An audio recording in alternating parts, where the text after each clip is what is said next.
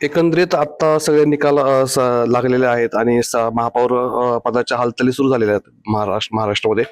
परंतु आता जर आपण पाहिलं राज्याचं राजकारण जर पाहिलं तर साधारणतः महापालिका नगरपालिका निवडणुका झाल्या, नगर परिषद झाल्या, त्यानंतर महापालिका निवडणुका पण झाल्या आणि आता जेडपीच्या निवडणुका काही म्हणजे लवकरच होत आहेत.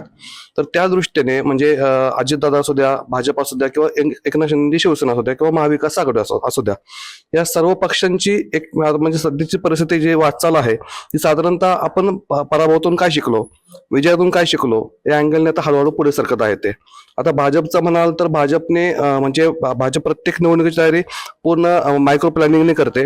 तसंच आता जेडपीच्या निवडणुकीमध्ये ते उतरत आहेत.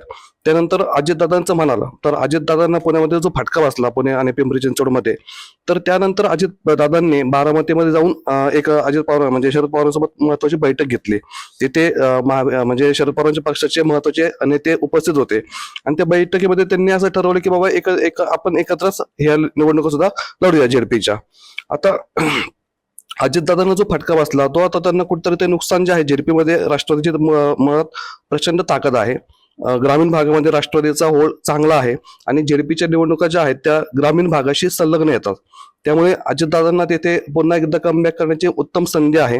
जो महापालिकेत पराभव झाला तो भरून काढण्याचा, त्याचा वाचपा काढण्याची ही संधी म्हटलं तरी हरकत नाही.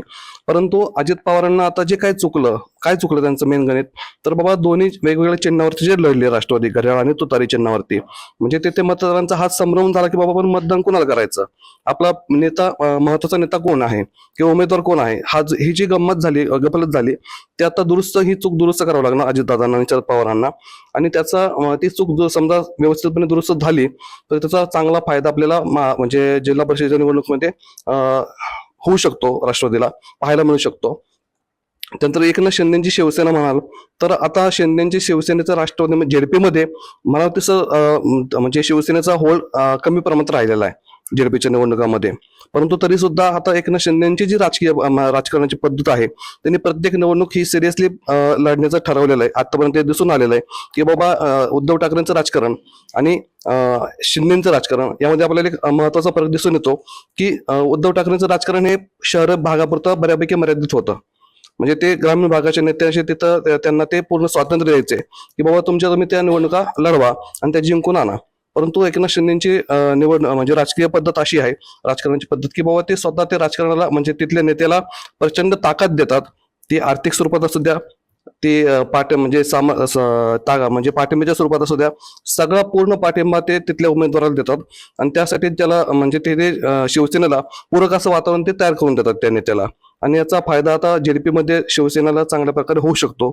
त्या उलट उद्धव ठाकरेंचं म्हणाल तर आता उद्धव ठाकरेंनी जो आपला म्हणजे निराशा कामगिरी आता या आपल्या निवडणुकीमध्ये त्यांना म्हणजे त्यांनी केली, त्यातून त्यांना सावरण्याची एक आता म्हणजे अजून एक संधी त्यांना मिळते. त्या संधीचा त्यांनी फायदा घ्यावा. कारण कसं आहे की उद्धव ठाकरेंची शिवसेना म्हणाल तर आता त्यांनी मुंबईमध्ये चांगलं त्यांचं म्हणजे ज्या जागा होत्या त्या राखलेल्या आहेत. परंतु आता ग्रामीण भागाकडे त्यांची जी कमकुवत बाजू आहे ती ग्रामीण भागात त्यांचा जो शिवसेनेचा शिवसैनिक होता तो कुठेतरी संभ्रमावस्थेत दिसून येतोय.